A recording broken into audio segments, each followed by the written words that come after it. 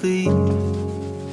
You won't talk, cry instead. 'Cause now it's 2 o'clock. Thought we are well apart. You keep me close, but never where you are. And I don't believe in just giving up, but I'm losing faith in us. Am I just naive to give you my love? Oh, I want it the way it was, when the only plans were holding hands and staring at each other's eyes. Oh, I'm down on my knees tonight. I'm losing faith in us.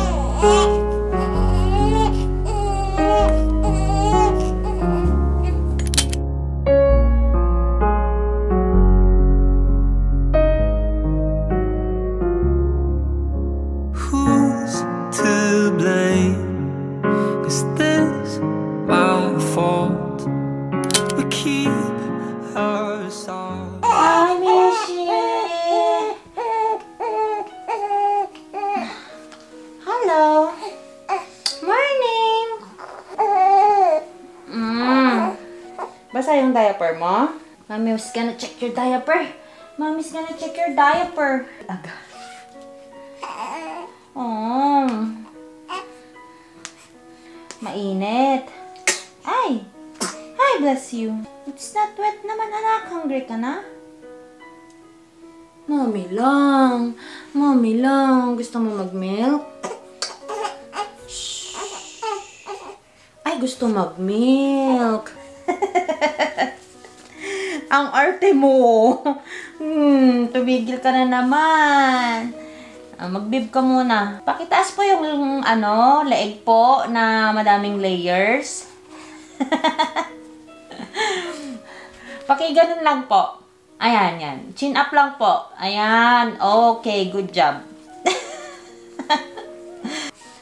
Sleepy ka pa rin. Paano yan? Ang aga mong nag-sleep. Gising ka na naman later. May milk na ikaw. Mamaya ka na magdidi kay mami, ha? Ito muna para mamaya na kapag mag-i-sleep ka na yung didi mo kay mami. Yay! Ayaw? Ang dami ko pa man din tinimpla, anak. Kala ko gutom ka na. Anong oras na, oh? Tastes good. Hala, ang galing. Diretso na naman po ang pagdede po niya. Saglit. Ay! Hi! Hi! Yan ang sinasabi ko. Hi! Hi! Hey everyone! Welcome back to another vlog. First time na vlog ko ito with this baby. With this Abibing. Abibing daw ang pangalan mo, sabi ng Ate Princess. I just wanna document this para pagdating ng panahon na sasabihin, natatanungin ako, how did you do it? I'm just gonna let her watch the vlogs. Kagabi, first time kong nakapag-edit ng video, pero hindi ko pa siya natapos. Parang nakapag-cut lang ako, while she was sleeping. Tapos, nagising siya ng 11 PM and 3 AM na ata siya nakatulog. Pinadede ko na siya. Nagstay na siya sa swing. She stayed sa swing niya ng mga ilang minuto din. Siguro mga 30 minutes. Hindi siya fuzzy. Good mood siya. Pero sabi ko, dalhin ko na siya dito sa bed para na makatulog na siya. And right now, we are co-sleeping. Yung bassinet niya, I tried to use that today and today. Kasi sabi ko talaga, nanonood ako kagabi ng yung pagset ng schedule ng sleep ng bata. And she needed to be trained na matulog mag-isa. Especially daytime. I mean, pag nighttime okay lang naman. Kaso kasi guys, kahit daytime, hindi siya natutulog na hindi niya ako katabi. So, paano na pag umalis si mami? Paano kayo ni daddy mo? Last night, trinay ko na lagyan ng ng pillow in between us. Yung ano ba tawag? Yung parang rolled pillow. From her tummy, pababa. So, ang natatouch niya lang sa akin is yung mukha niya, parang half of her body. Hindi talaga siya makatulog. Umiiyak na siya. Nang umiiyak, oh my God, I was praying na, Lord, patulogin niya na yung anak ko. Kasi ito, hindi siya nasanay na dinadance. Ang kailangan niya lang niya is dede ni mami, and then tatabi si mami. Ganun lang. Sabi ko, pagod na ako. Gusto ko na rin matulog kasi wala pa ako masyadong tulog. Tapos, sabi ko, tanggalin ko na nga tong pillow na to. Hindi ko talaga napanindigan ng pillow. Pinilagay ko lang yun para hindi siya masanay sana na nafe-feel niya nakatabi na ako. Maybe masanay siya na may pillow. Alam ko, madaming magko-comment dyan, sis, bawal po pillow. Ganyan, ganito, ganyan. Pero ano ba? Tapos, she must sleep on her back. Pero wala, side sleeper to. Gaya ni mami. Side sleeper. Trinay ko na gamitin niya yung bassinet today. Ilang minutes lang siya doon, nagising na siya. And then, yung feeding sa kanya is pag 7 hanggang 12 midnight. So, mag-feed ulit siya ng mga 9 or 10. 2 beses ko siya na tinitimplahan na lang ng bote niya hanggang mga 10 or 11. Tapos, yung pangatlo na niyang feed before midnight is sa ano ko na talaga, breast milk na talaga siya para makatulog na rin siya ng mas maayos. Matutulog na kami na talagang dalawa kami. Hanggang umaga na yun. Tapos usually gigising siya ng mga 2 or 3 a.m. Magdadede lang siya sa akin, ganun. And up until now, guys, I'm still using nipple shield. Ganito yung nipple shield. Ayan. Kasi yung nipple ko is maliit nga talaga siya. Hindi siya pang mother.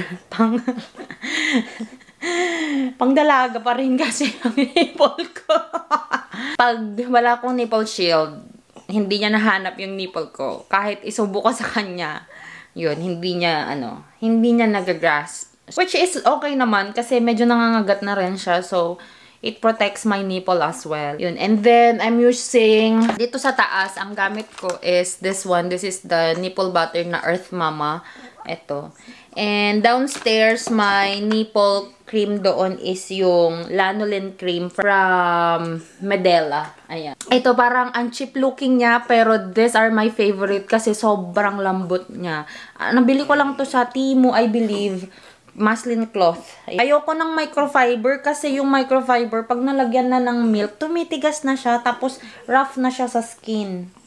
Close my eyes and I can see the world is waiting up for me. Isn't she lovely? Isn't she wonderful? Isn't she precious? Less than 1 minute of I never thought true love could be, making one as lovely as she. Isn't she lovely, made from love? Pinicturean ko pala siya kanina, guys, para sa passport niya. Kasi papapassport na namin siya. Para matapos na lahat ng paperworks niya. Tapos magre-report pa kami ng birth sa embassy. Alam niyo to, guys, pag natutulog siya, minsan nakikita ko sa monitor, gumingiti-ngiti siya. Nagtataka tuloy ako na kayo nagiging panaginip ng mga bata. Kasi kung minsan, humingiti siya.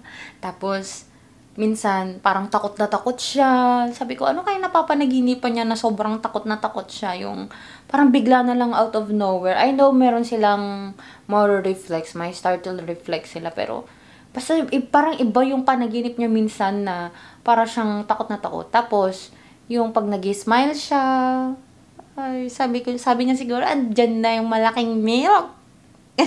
Hindi na ako magugutom.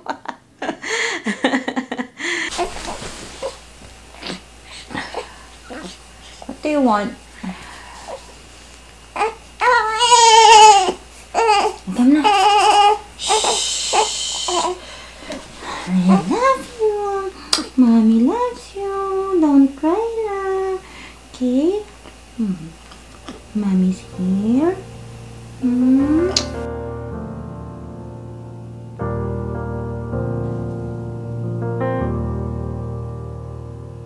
There are things in my past I don't wanna remember. There are times in my life I'd rather forget. But maybe one day when my mind goes and I start to lose everything I know, maybe then I wouldn't take it all for granted. But if we ever make it to those days, I hope I never will forget your face. 'Cause if I can't remember. Dito na si Mami.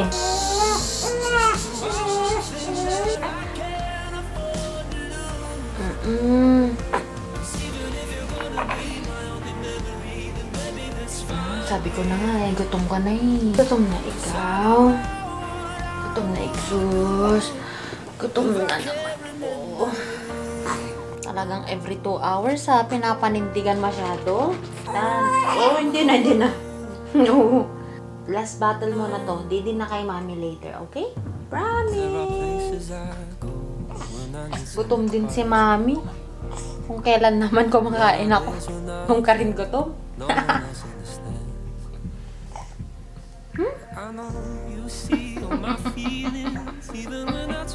Alam ko, tinitingnan mo na naman yung ilaw. At saka yung Christmas light mo.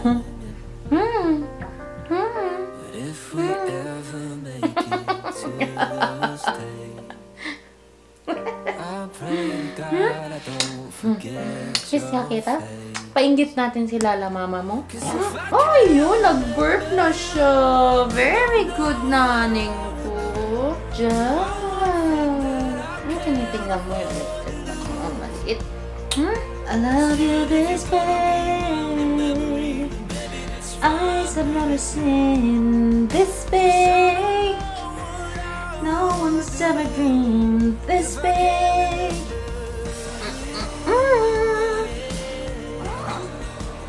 Check your diaper. Bago ka mag-sleep. Sabi na eh. Did you poop? Sino tinitingnan mo? Bakit mo ko tinitingnan ng ganyan, anak? Ay, ano ba yan?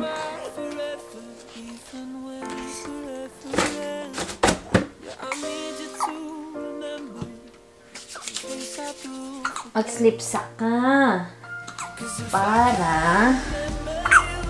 doon ka sa bassinet mo matulog tonight. Ah, I'm sorry, anak ko.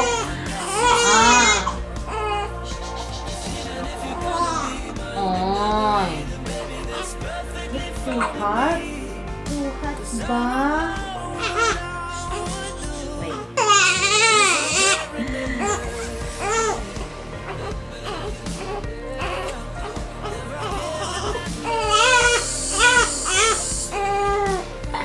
Nilabas mo yung kamay mo for sure. You can put your hands to your face daw. What? You want more milk? My gosh! Hindi ka na nabubusog. 3 ounces na yun, anak. Ma-overfeed ka na naman. Good morning, everyone. It's the next day na. And time check, it's already 7:25 a.m. Nagising kami ng about 7:10 or 7:15. Kasi na siya. Basta na kasi yung diaper niya. Nagpupo siya. Dami niyang ihi. So, I already changed her diaper. Nag-change na rin ako ng damit niya. And today, may bisita kami. So, I really intended to wake up early para ma-prepare ko rin siya. But, okay naman yung bahay. Malinis naman. So, no worries. Itong kwarto lang namin yung medyo magulo. Ang dami naming blanket na nakalabas. Ay, yung 2 blanket niya nasa swing pa niya. Pero, okay lang yan. Ganyan talaga. And, bababa na ako later para i-ano yung bote niya. 2 bote lang yung nagamit niya kagabi. Yun lang yung mga nakita nyo sa videos. Kasi after that, nag-breastfeed na ako sa kanya. So, kagabi, nung nilagay ko siya sa bassinet, parang nagstay lang siya doon ng mga 15 minutes. Wala talaga, guys. Ayaw talaga niya. Hindi talaga niya. Okay naman nung una.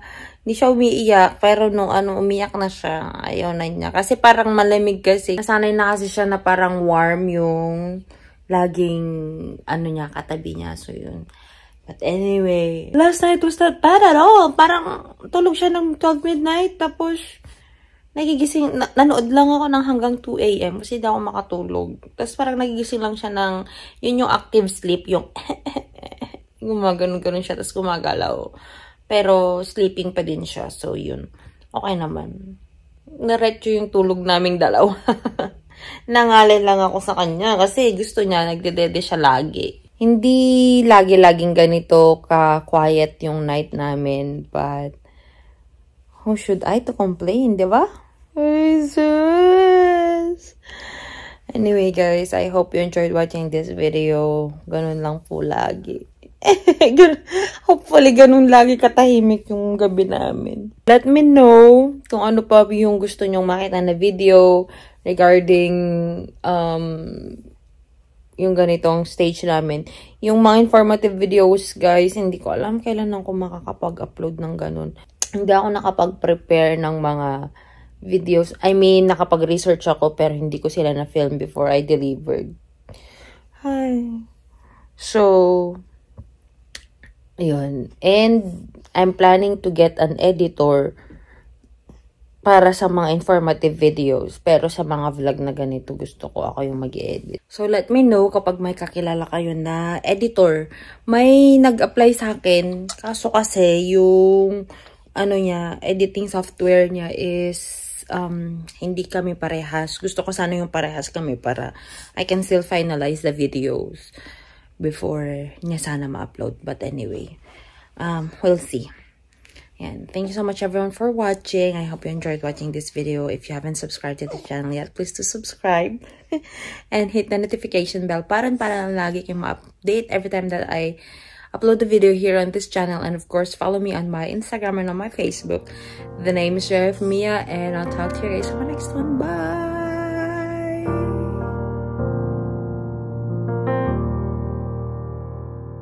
There are things in my past I don't wanna remember. There are times in my life I'd rather forget. But maybe one day when my mind goes